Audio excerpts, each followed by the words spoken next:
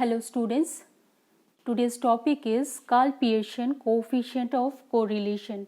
It is a mathematical method of finding correlation between the two variables x and y. Earlier we have studied a graphical method of finding correlation between the two variables x and y, which is called scatter diagram method. Now this one is a mathematical method of finding correlationship between the two variables, which is given by Karl-Pearson.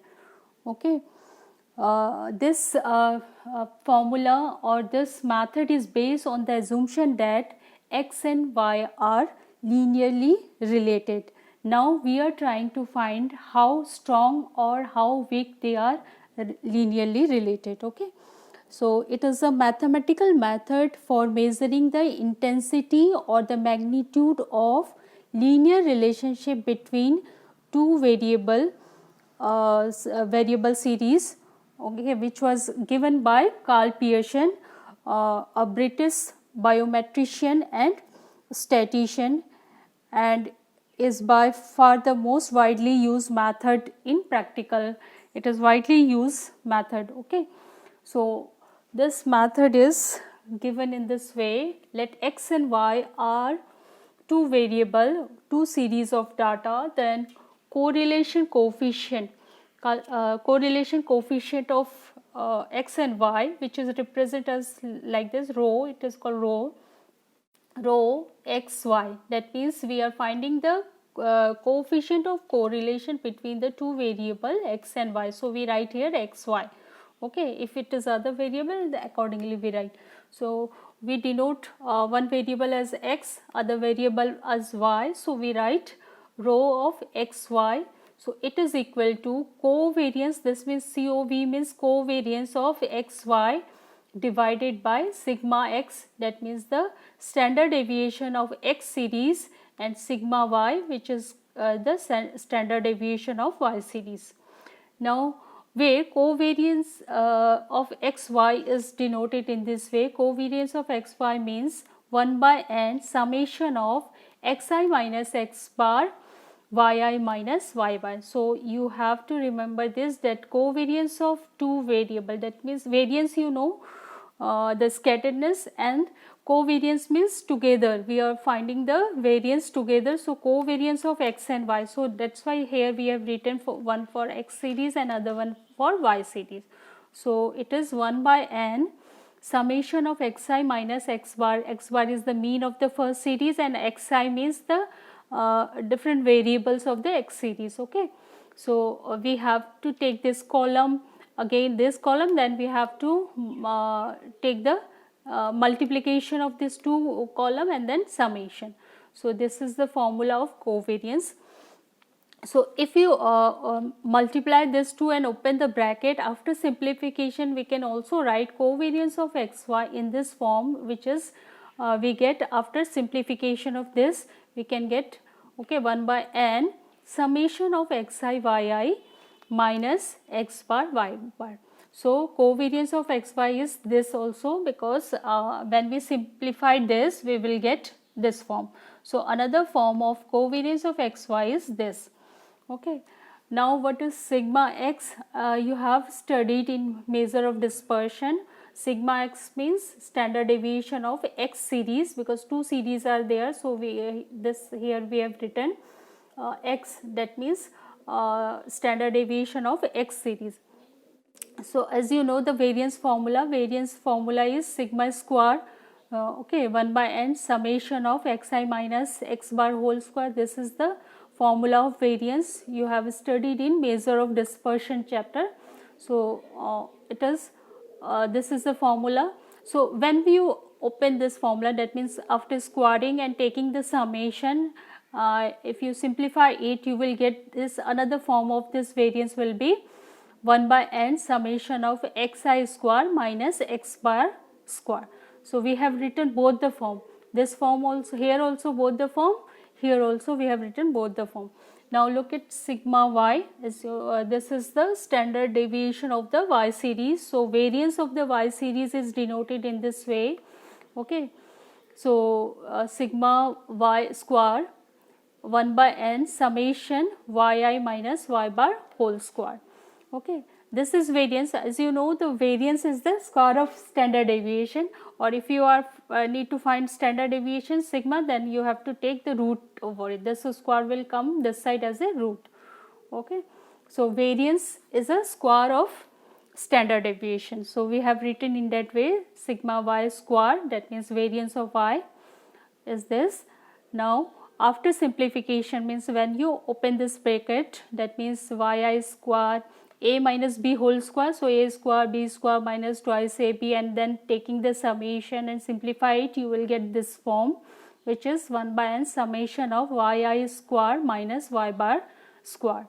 yi square means you have to take the square of this column and then summation. Okay, so you get the form. Now look, come to the original formula, which is correlation of coefficient of x and y is this. Now if you write in place of covariance of xy this one, the first formula, this formula here, okay, and in place of sigma x, let me write this one, root of this. So we have written root of this. Same here, for sigma y we have taken root of this. Okay, so we have taken this one, first one, okay, first one here, and this one. So we get the another formula of correlation coefficient is this. That means r of xy is equal to this, can also be written in this way. If the covariance is given to us, or sigma x sigma y value we can find, then easily we can use this formula to solve. Okay, if the covariance value is not given, it is in series form, then we need to use this. Okay, this formula. So we get this formula after putting this value, this and this one. Okay, so we get this formula. That means if x and y series are there, we can easily find by using this formula the relationship, linear relationship between the two variable x and y. Okay, so this can be written in this way, that is in another form, that is the third form. We try to find this form also. So r of xy, covariance of xy, let take this form, simplified form, this form. Okay, so we have written that form. So this form is 1 by n summation of xi yi. So we have written here 1 by n summation of xi yi. Now in place of x bar, we have written x bar is the 1 by n summation of xi. So we have written here 1 by n summation of xi. In place of x bar, we can write this same. In place of y bar, we can write 1 by n summation of yi. Okay, so next look, we are using the second form. So here also we take the second one, this form. Okay, so it is 1 by n. So we have written here 1 by n xi. In place of x bar, just we have written in the same way, that is we open it 1 by n summation of xi whole square. What is this? This is x bar square only. Okay, just we have written in 1 by n summation xi form. Same for this also, we have written same as 1 by n summation of yi whole square minus y bar, as we know y bar is what, 1 by n summation of yi whole square. So this inside part is y bar, so y bar whole square. Okay, so it is clear. This is now come to simplify it. It is 1 by n square. If we take 1 by n square common here, so we have to write n here because it is 1 by n. So if we are trying to take 1 by n, that means 1 by n square. So we are trying to take 1 by n square common. So we need to put one n here. So one n will come here, and this part will be summation of xi, summation of yi. Okay, as it is.